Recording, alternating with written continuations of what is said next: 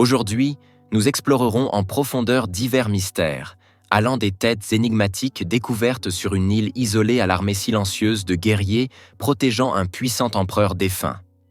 Ces découvertes historiques anciennes auraient dû rester secrètes. Numéro 6. Rapa Nui, le mystère de l'île de Pâques. Rapa Nui, plus communément appelée l'île de Pâques, est renommée pour sa collection impressionnante de près de 1000 statues colossales, connues sous le nom de moai. Ces statues majestueuses ont été érigées entre le Xe et le XIe siècle. Chaque moai présente une tête exceptionnellement grande posée sur un torse allongé, avec des hauteurs variant de 6 à plus de 30 pieds. La plus grande statue incomplète atteint environ 65 pieds. On estime que chaque sculpture moai pèse environ 86 tonnes métriques, ce qui a suscité de nombreuses interrogations quant à la manière dont de telles figures massives ont été transportées. De nombreuses légendes ont vu le jour, chacune cherchant à expliquer naturellement cet exploit antique. Le nom original des îles Rapa Nui reflète un riche patrimoine culturel unique. Les premiers colons polynésiens sont arrivés vers l'an 300 après Jésus-Christ et ont établi une société dynamique qui a prospéré de manière autonome du Xe au XVe siècle. Ils ont construit des temples impressionnants et élevé les emblématiques moai, créant ainsi un paysage culturel qui continue d'émerveiller aujourd'hui. Les habitants de Rapa Nui vénéraient leurs ancêtres et faisaient appel à leurs esprits pour obtenir protection et prospérité. Les chercheurs avancent que les moai ont été érigés pour honorer ces ancêtres respectés, que l'on pensait avoir atteint un statut divin. Bien qu'on les appelle souvent les têtes de l'île de Pâques, ce terme est trompeur car la majorité des statues possèdent le décor complet, partiellement caché par le sol et l'érosion. Avec un poids pouvant atteindre 86 tonnes et une hauteur moyenne d'environ 10 mètres, plus de 95% des statues proviennent de Ranoraraku, une carrière volcanique. Le choix de ce site était stratégique. La toba, un matériau idéal pour la sculpture, était disponible et les habitants locaux ne disposaient pas d'outils métalliques. Les moai ont été créés pour commémorer des chefs décédés ou des figures importantes, chaque statue étant délibérément conçue pour ressembler à son sujet. Placés sur des plateformes de pierre rectangulaires appelées aou, les moai servaient de monuments et de tombes. La compétition entre tribus a joué un rôle clé dans leur création, les tribus échangeant des biens précieux tels que des patates douces et des outils en obsidienne contre des statues plus imposantes démontrant leur statut. Les considérations éthiques concernant les secrets des découvertes anciennes ouvrent un dialogue captivant sur ce qui doit être révélé et préservé pour les générations futures. Numéro 5. Les guerriers de terre cuite, les gardiens silencieux de la Chine. Imaginez découvrir non pas une ou deux, mais des milliers de statues grandeur nature lors de travaux de construction. C'est ce qui s'est produit en 1974, lorsque des ouvriers creusaient un puits en Chine et ont mis au jour la statue d'un seul soldat. Réalisant qu'ils étaient tombés sur quelque chose d'extraordinaire, ils ont poursuivi les fouilles et ont découvert qu'environ 8000 figures en argile reposaient enfouies sous terre. La plupart de ces statues représentent des soldats avec des expressions faciales distinctives et diverses armes, tandis que d'autres incluent des chevaux ou des chars de terre cuite d'un réalisme saisissant. Ce projet monumental aurait été commandé pour honorer Qin Shi Huang, le premier empereur de Chine. Sa tombe se trouve à proximité et reste scellée en raison de préoccupations concernant son intégrité structurelle, bien qu'on dise qu'elle contient d'autres artefacts tels que des danseurs et des athlètes. Initialement, cette découverte remarquable semblait corroborer l'idée que Qin Shi Huang était un guerrier féroce, soucieux du pouvoir militaire. Cependant, les archéologues ont depuis remis en question cette perspective.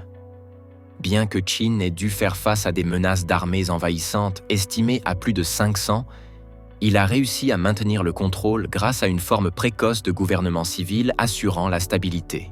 Au-delà de ses compétences militaires, Qin a instauré des mesures standardisées pour le poids et la longueur, créant ainsi un système monétaire unifié. On raconte qu'il a ordonné la production continue de ces statues, semblables à une chaîne de montage, les artisans les façonnant en argile plutôt qu'en métal. Les guerriers ont été sculptés avec des outils en pierre appelés toki, et leur corps modelé avant d'ajouter des détails complexes tels que les têtes, les chapeaux et les barbes faciales. Kinoshita, organisatrice d'une exposition à Londres en 2007, suggère que ces figures représentaient probablement des types d'individus, plutôt que des portraits spécifiques. Cela implique que les potiers visaient à illustrer les divers peuples de la Chine ancienne. Les soldats portent des tuniques volumineuses soigneusement élaborées, ornées de nœuds finement noués, et leurs regards intenses semblent vous attirer depuis des millénaires. L'armée de terre cuite à Lishan, près de Xi'an, apparaît comme une vaste collection de figures à première vue. Mais en y regardant de plus près, chaque statue révèle des traits uniques, malgré la représentation du même type de personnes avec des tenues et coiffures distinctives. Numéro 4. La batterie de Bagdad, une relique mystérieuse. La batterie de Bagdad est un artefact intrigant qui a laissé les scientifiques et les historiens perplexes. Cet objet fascinant est composé d'une jarre en argile, d'un cylindre en cuivre et d'une barre de fer, tous supposément datés d'environ 250 avant Jésus-Christ. On pense que lorsqu'elle est remplie d'une substance acide, l'ensemble génère un petit courant électrique. Bien que le design semble simple, sa fonction réelle demeure incertaine. Au fil des ans, plusieurs théories ont émergé, proposant diverses utilisations pour l'appareil, telles que le revêtement électrique ou des applications religieuses et médicales. Certains suggèrent même qu'elle pourrait avoir fait partie d'un système plus vaste dont les détails ont été perdus dans l'histoire. Malgré la spéculation continue, d'autres croient fermement que la batterie de Bagdad a servi de moyen précoce pour utiliser l'électricité dans des traitements médicaux. De plus, il existe des théories postulant son utilisation potentielle pour générer de l'énergie électrique gratuite. Bien que le but exact de la batterie de Bagdad reste un mystère, son existence témoigne de l'ingéniosité et de la compétence des civilisations anciennes. L'exploration en cours pourrait révéler davantage d'informations sur la dextérité technologique et les structures sociales de l'époque. On estime que la batterie de Bagdad a environ 2000 ans et qu'elle provient de la période Parthe, entre 250 avant et 250 après Jésus-Christ. La découverte a eu lieu près de Khosrow Rabbou, en périphérie de Bagdad, où la jarre d'argile a été trouvée avec un bouchon d'asphalte. Ce bouchon contient une tige de fer qui le traverse et est enfermée dans le cylindre de cuivre. Lorsque la jarre est remplie de vinaigre ou d'une autre solution électrolytique, elle produit environ 1,1 volt d'électricité. Bien qu'il soit difficile de déterminer son objectif exact, il est courant de penser qu'il s'agit d'un type de pile galvanique. Certains experts estiment que ces batteries pourraient avoir été utilisées pour la galvanoplastie, une technique qui consiste à appliquer une fine couche d'un métal sur un autre, comme l'or sur l'argent. Ce procédé est encore pratiqué en Irak aujourd'hui. Les batteries de Bagdad offrent un aperçu de la technologie ancienne, semblable à une lettre d'un passé lointain rempli de possibilités inexplorées. Les jarres ont été déterrées dans un village près de Bagdad en 1936 et en 1938 par Wilhelm Kick, puis accumulées dans le musée de Bagdad. Un mythe populaire suggère que ces dispositifs auraient pu être utilisés pour illuminer l'intérieur des pyramides égyptiennes pendant leur construction. En 1948, un ingénieur de l'époque a recréé les jarres, les a remplies de vinaigre et a confirmé qu'elles produisaient près de 2 volts d'électricité. Bien qu'elles généraient un courant très faible, des expériences ultérieures ont démontré qu'elles pouvaient galvaniser efficacement une petite quantité d'or sur l'argent. De nombreuses questions subsistent quant à la manière dont les anciens exploitaient l'énergie générée par ces dispositifs, car il n'y a aucune trace de câble ni d'autres preuves soutenant leur utilisation. De plus, le bouchon d'asphalte devrait être brisé pour remplacer l'électrolyte, de manière très similaire au rechargement d'une batterie automobile.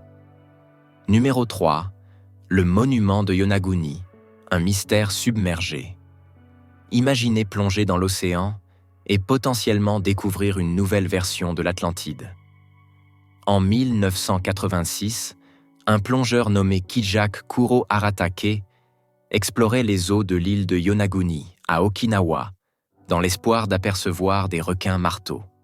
En observant la vie marine, il est tombé sur une formation sous-marine particulière qui semblait complètement déplacée.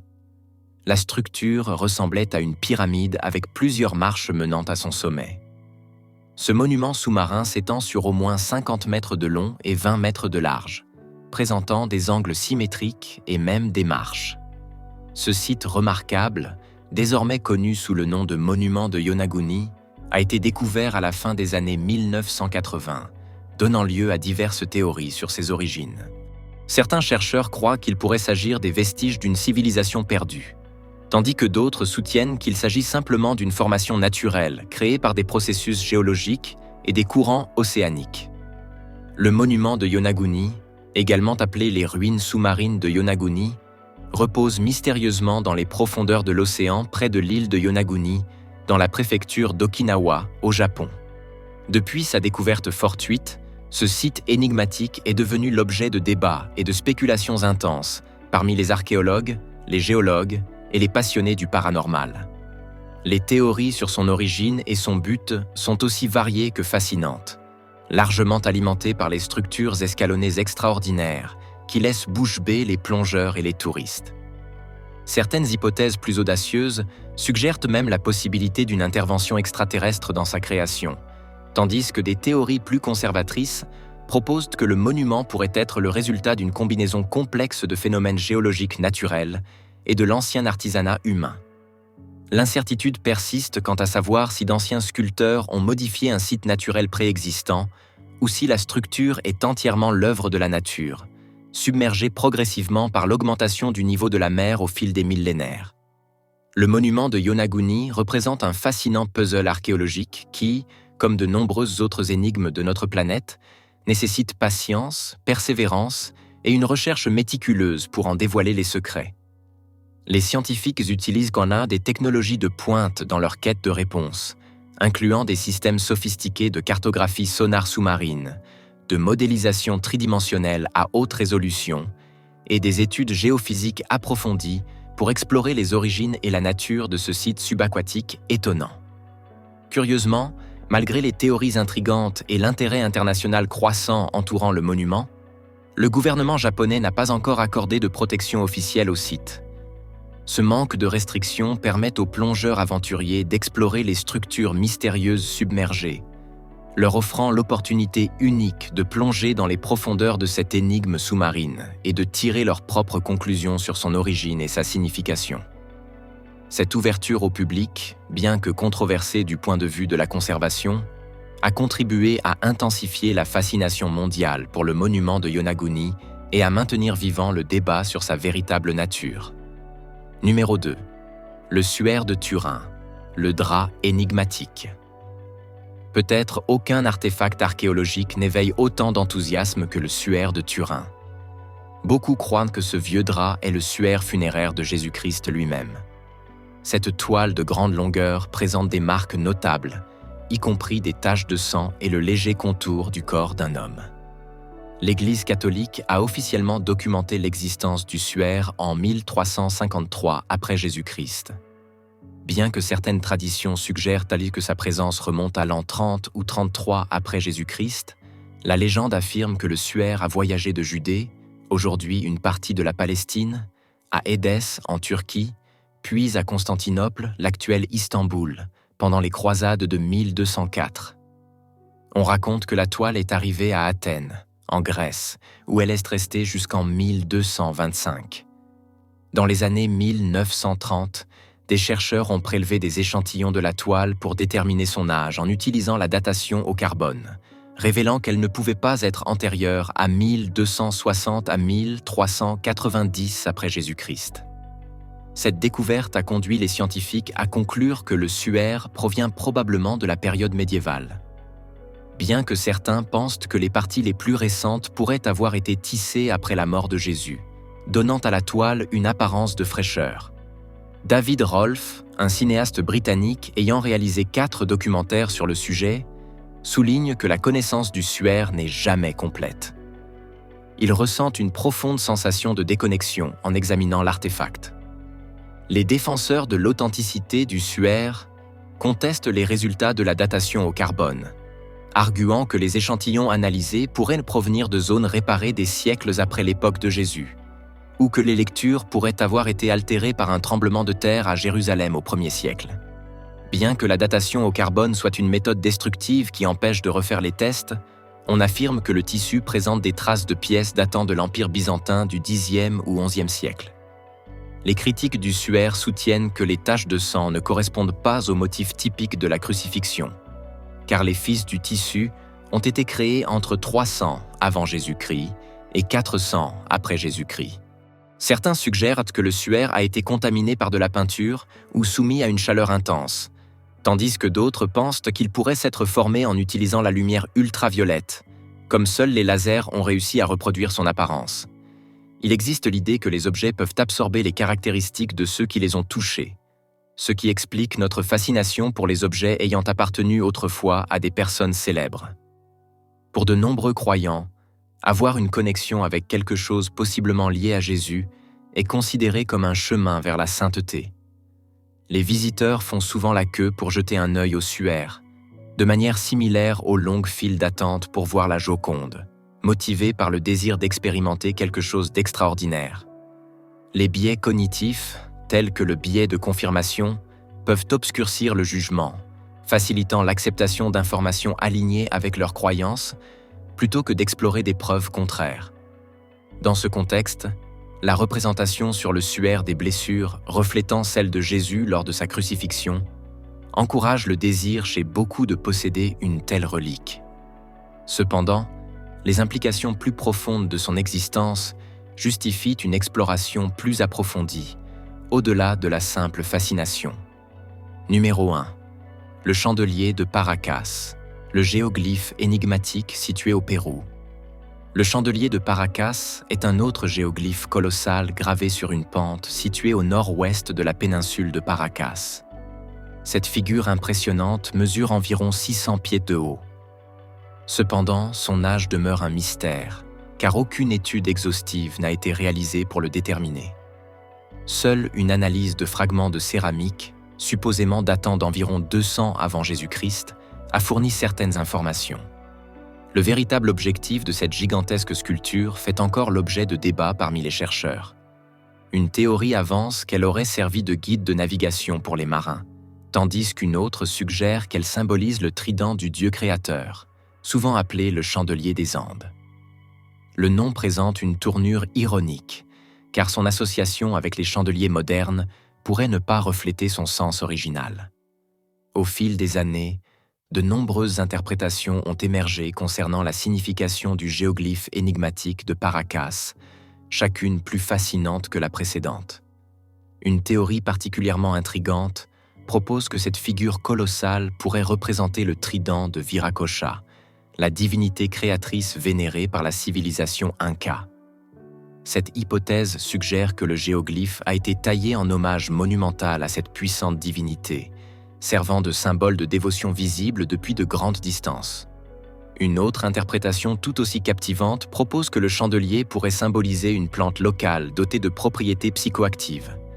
Selon cette théorie, le géoglyphe agirait comme une sorte de phare spirituel, conçu pour guider ceux sous l'influence de ces plantes sacrées vers la sécurité de leur foyer. Cette idée tisse de manière fascinante les aspects spirituels et pratiques des anciennes cultures péruviennes.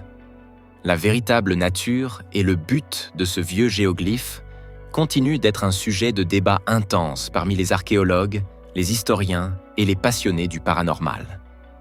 Cette incertitude persistante ne fait qu'accroître l'attrait du chandelier de Paracas, le transformant en un symbole durable des mystères qui subsistent encore dans le domaine de l'archéologie. Sa présence énigmatique sert de rappel constant de combien il nous reste à découvrir sur les civilisations anciennes et leurs croyances. Il est crucial que les voyageurs gardent à l'esprit que, pour préserver l'intégrité du site, il est interdit de débarquer dans la zone du chandelier. Par conséquent, il est fortement recommandé d'emporter un appareil photo avec un bon zoom pour capturer des images détaillées de ce monument énigmatique. Les excursions sont organisées quotidiennement, à condition que les conditions météorologiques soient favorables, offrant aux visiteurs une opportunité incomparable de plonger dans l'atmosphère mystique qui entoure ce vestige captivant du passé péruvien. Merci pour votre visionnage. À bientôt pour une nouvelle vidéo.